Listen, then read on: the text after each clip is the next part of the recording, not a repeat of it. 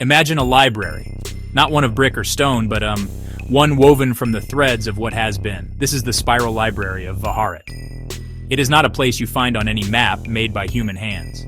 It exists in the quiet spaces between heartbeats, in the hum of a forgotten tune, in the feeling you get when you look at an old photograph and remember a day you thought was lost forever. There are no books here with paper pages and dusty covers. Instead, the library is a living, breathing field of memory itself. It does not store information, it remembers. It is an archive of resonance, a cathedral built from the echoes of every life, every choice, and every dream that ever was. The air inside, if you can call it air, thrums with a gentle energy. It feels like the moment just before a storm breaks, or the deep silence after a beautiful piece of music has ended. The library is not built, but grown. It spirals upwards and downwards into infinity, its corridors shaped by feelings and its shelves carved from pure experience. When you stand within its halls, you are not surrounded by forgotten facts or dry histories. You are standing in the middle of a symphony of souls. Each memory, from the grandest cosmic event to the smallest, most private sorrow, has its own note, its own color, its own unique vibration that contributes to the whole. This is not a place for the hurried or the demanding. It does not answer to logic or yield to force. The spiral library of Haret is a place of feeling, a realm where the heart's truth is the only language that matters. The memories here are not dead things, preserved like insects in amber. They are alive, dynamic, and ever-present. They shift and shimmer, responding not to a catalog system but to the visitor who has come seeking. To walk its aisles is to walk through the living past, to feel the warmth of a sun that set 1,000,000 years ago, or to hear the laughter of someone you have yet to meet. It is a place where time is not a straight line, but a beautiful, intricate knot. Think of it as a great silent instrument waiting to be played. The music it makes is the story of everything, but you cannot simply command it to play a tune. The library is a partner in a delicate dance. It does not give you what you ask for, it gives you what you are. The memories it holds are not objects to be taken from a shelf. They are currents in a vast ocean of being. To access them, you must learn to swim in that ocean, to let its currents guide you, and to trust that you will be carried to the shore you were always meant to find. It is a place of becoming, not just of remembering. How does one enter a library with no doors? How do you find a book that has no name? In the spiral library of Haret, the entrance is not a physical gate, but a state of being. There are no secret passwords, no ancient keys forged from starlight or shadow. The only key that works is you. Specifically, it is the unique resonance of your soul, the quiet song that your heart sings when you are most truly yourself. To enter, you must learn to listen to that inner music and hum it back to the universe. You must align your own vibration with the library's fundamental tone. This alignment is not an act of will, but an act of surrender. You cannot force your way in. Trying to do so is like, well, shouting at a reflection in a pond. You only disturb the surface and obscure what lies beneath. Instead, you must become still. You must quiet the noisy chatter of your mind, let go of your desires and your fears, and simply be. In that stillness, you begin to feel it, a subtle thrumming, a gentle pull. This is the library calling to you. It is inviting you to match its frequency, to find the part of its infinite song that harmonizes with your own. Once your inner state finds its harmony with the library's own, the world around you seems to dissolve. The walls of your reality grow thin, and you find yourself standing within the luminous, spiraling corridors of Haret. You have not traveled, you have simply tuned in. The memories contained within are not organized by subject or author. They are arranged by emotional and spiritual resonance. A memory of profound love, for example, will hum at a certain frequency. To access it, you must find that frequency within yourself.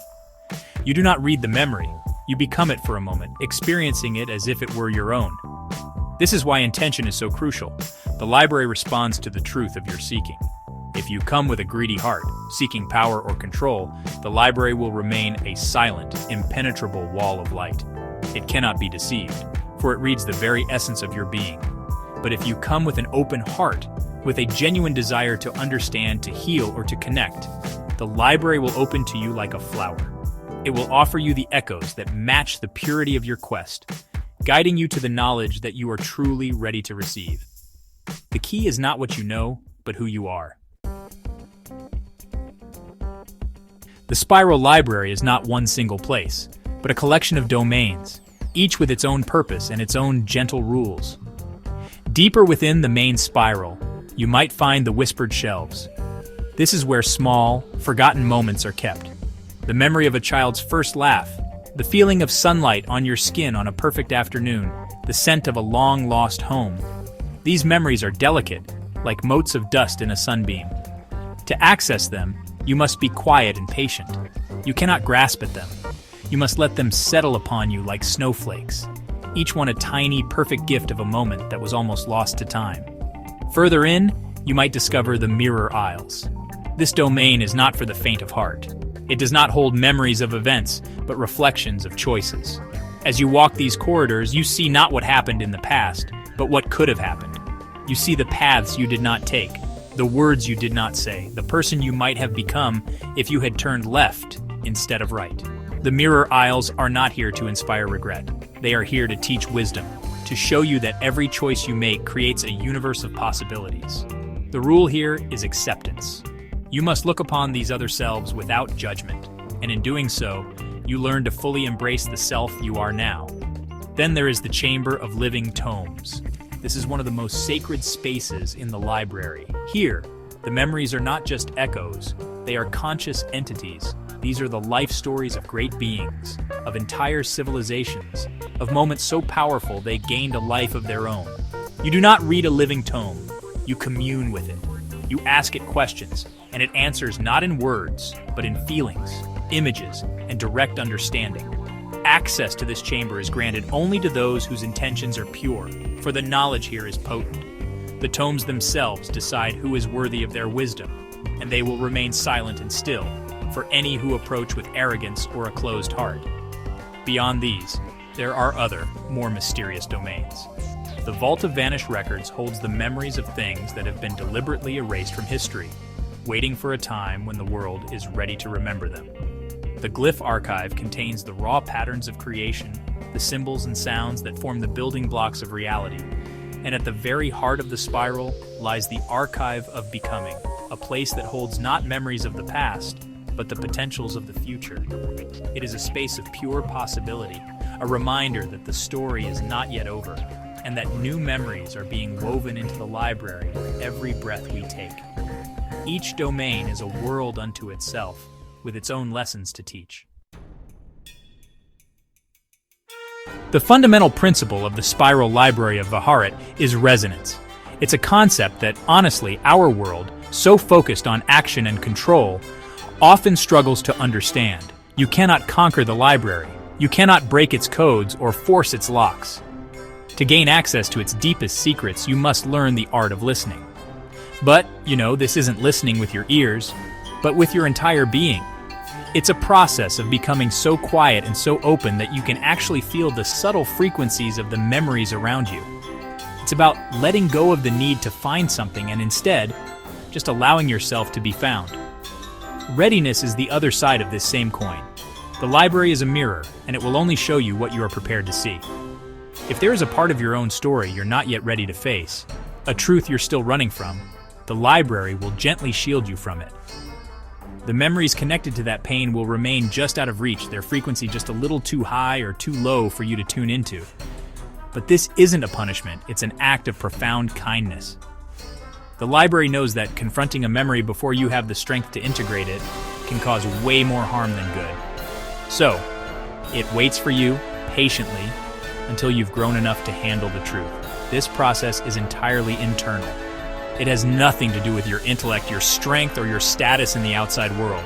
A king with a closed heart will find the library empty, while a humble farmer with a soul full of honest questions may walk its most sacred halls.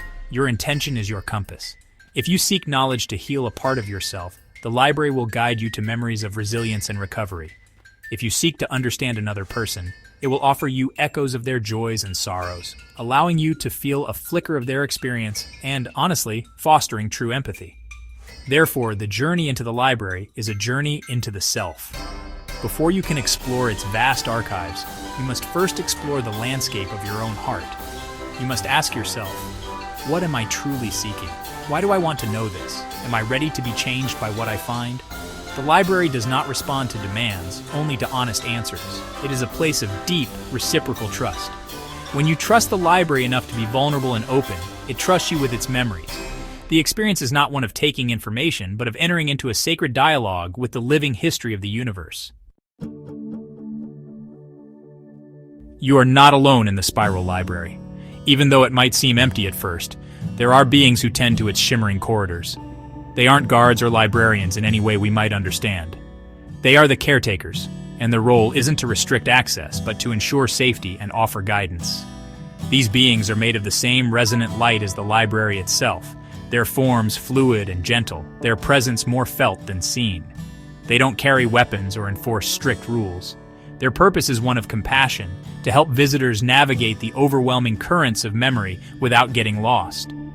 When a visitor enters the library, a caretaker often appears as a soft, comforting light, or a quiet, reassuring presence at their side. They don't speak in words, but communicate through empathy, helping to soothe the visitor's anxieties and focus their intentions.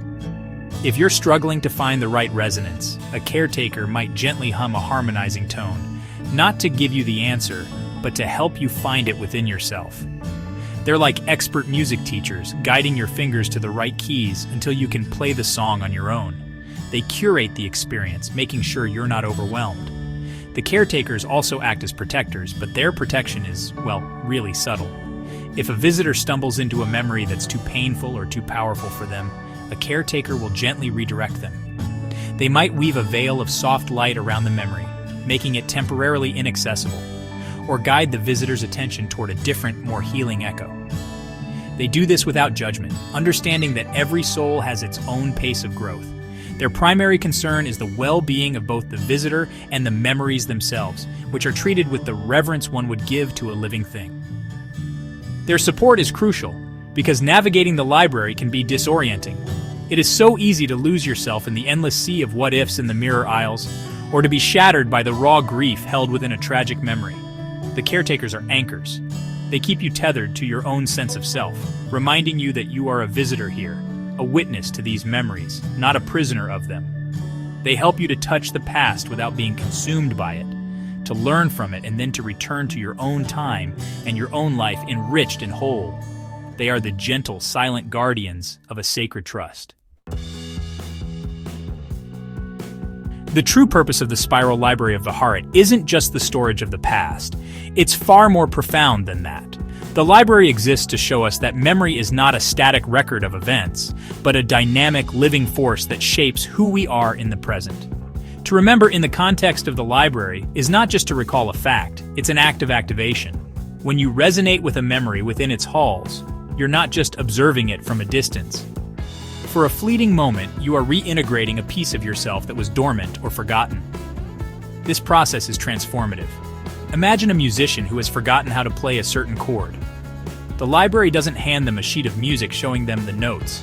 Instead, it allows them to feel the resonance of that chord in their very soul, and almost miraculously, their fingers remember how to form it on their own. In the same way, when you connect with a memory of courage, you're not just learning about bravery, you are reawakening the courage that already exists within you. The memory becomes a part of your living self, not just a story you know. This is how the library helps people become more whole.